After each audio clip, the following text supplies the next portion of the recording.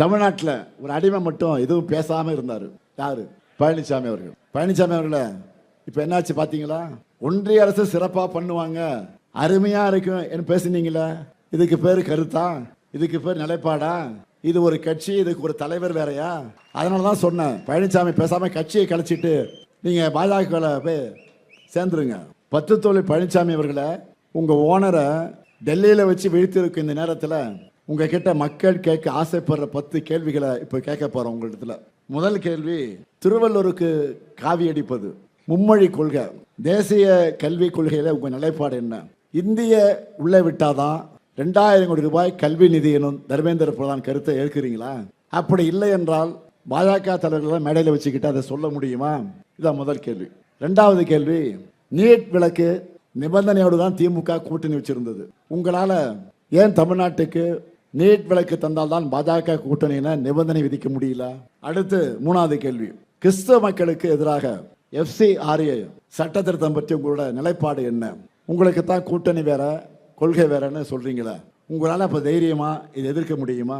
நாலாவது கேள்வி, ஒரு கற்பனைக்காக சொல்றேன், NDA கூட்டணி வெற்றி பெறுது என வச்சுக்கிட்டா தமிழ்நாட்டில் அதிமுக ஆட்சி தான் அமையும்னு பாஜக தலைவர்கள் உறுதி கொடுப்பாங்களா?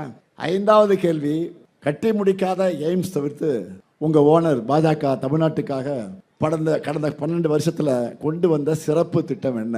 ஆறாவது கேள்வி, 3 புதிய குற்றவியல் சட்டங்கள், BBSA கல்வி சட்டம், மகளிர் இடஒதுக்கீடு சட்டம், மகாத்மா காந்தி 100 நாள் வேலை உறுதி சட்டத்தை நீக்கிட்டு கொண்டு வந்திருக்கக்கூடிய புதிய BBG ராம்ஜி சட்டம், இப்படி பாஜக கொண்டு வந்திருக்கக்கூடிய ஒரு சட்டத்தோட பெயரையாவது தமிழ்நாட்டில் இருக்கக்கூடிய மக்களுக்கு வாயிலே சொல்ல முடியுமா? எல்லாத்துக்கும் சமஸ்கிருதத்தில் பேர் வச்சுட்டு அதை ஆங்கில வரி வடிவத்தில் எழுதுனா அது ஆங்கிலம் ஆகிடுமா? இதை எதிர்த்து உங்களால் பேச முடியுமா? இந்திய திணிப்பையே எதிர்க்காத உங்களை எதுக்கு தமிழர்கள் நம்பணும்?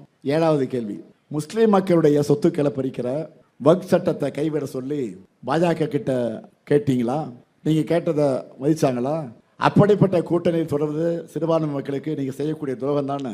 எட்டாவது கேள்வி, தொகுதி மறுவரையில் வாஜ்பாய் செஞ்ச மாதிரி 25 ஆண்டுகளுக்கு நிறுத்தி வைக்க மோடி கிட்ட நீங்க வற்புறுத்தினீங்களா? ஒன்பதாவது கேள்வி, பேரறிஞர் அண்ணாவும் மக்கள் தலைவர் எம்ஜிஆரும் போற்றிய தந்தை பெரியாரை உங்க பாஜக ஓனர் அவமதிக்கிறாங்களே, அதுக்கு உங்களுடைய பதில் என்ன? கூட்டத்தோட முகப்புல இருந்த பெரியார் படத்தை எடுத்துட்டீங்களா?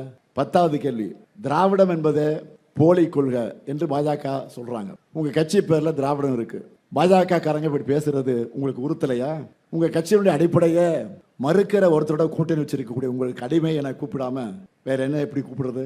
இத்தனை கேள்விகளையும் மக்கள் மனசுல இருக்கக்கூடிய கேள்விகள் தான். வழக்கம் போல இப்பவும் நீங்க பதில் சொல்லலைன்னா மக்களே ஏப்ரல் 23 எக்ஸாம்ல உங்களுக்கு 0 மார்க் போட்டுருவாங்க. திரும்பவும் அரியர் தான், ஃபெயில் தான், திரும்பவும் அரியர் தான், ஃபெயில் தான். ஆனா எங்க திராவிட மாடல் 5 ஆண்டுல எல்லா பாடத்திலையும் 100க்கு 100 எடுத்திருக்கிறோம். இந்தியாவே திரும்பி பார்க்கிற எல்லா மாநிலங்களும் ஃபாலோ பண்ணக்கூடிய முத்திரை திட்டங்களை நிறைவேற்றி இருக்கிறோம்.